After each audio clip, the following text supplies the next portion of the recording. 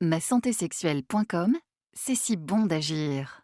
Donc Valérie, qu'est-ce que vous conseillez aux patients que vous avez à propos des paroles? Qu'est-ce qu'on peut dire quand on est en pleine relation sexuelle entre deux partenaires?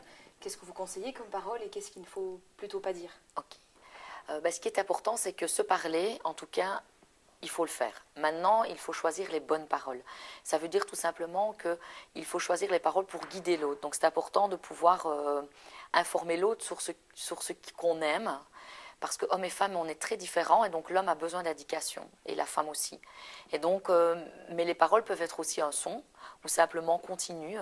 Oui, j'aime ça, mais on ne doit pas non plus parler de trop et être peut-être trop cru ou des paroles trop cochonnes. Parce que ça peut être aussi des fois un petit peu perturbant pour la partenaire ou le partenaire.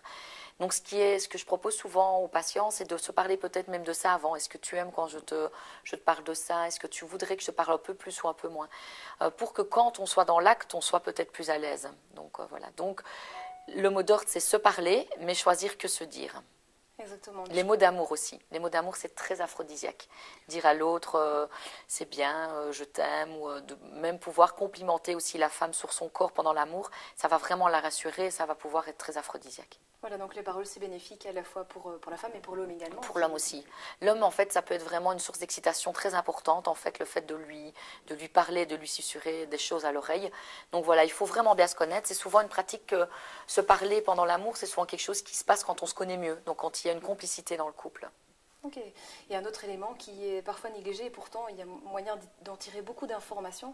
C'est souvent le regard parce que dans le regard il y a quand même le désir qu'on peut lire, le plaisir, Tout à fait. mais aussi éventuellement le déplaisir. Voir là où éventuellement le ou la partenaire se sent un petit peu moins bien ou là éventuellement il y a quelque chose qui lui a déplu. C'est ça, le regard en fait est une source de parole très importante. Donc c'est vrai qu'avec le regard on se dit mille choses.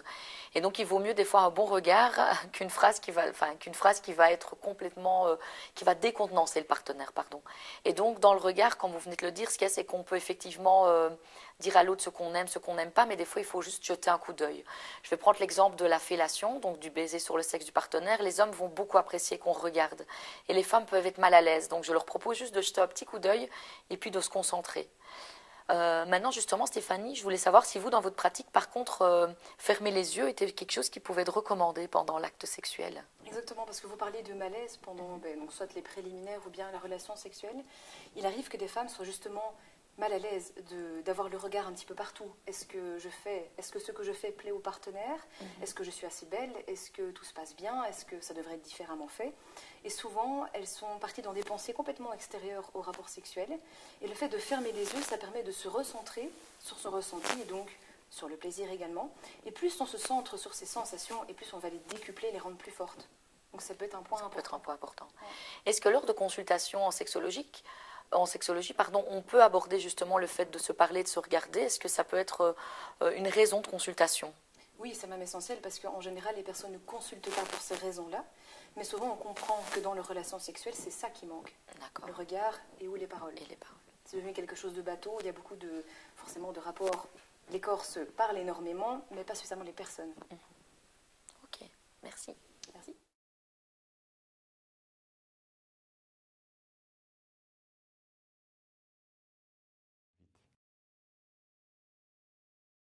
Masantésexuelle.com, c'est si bon d'agir.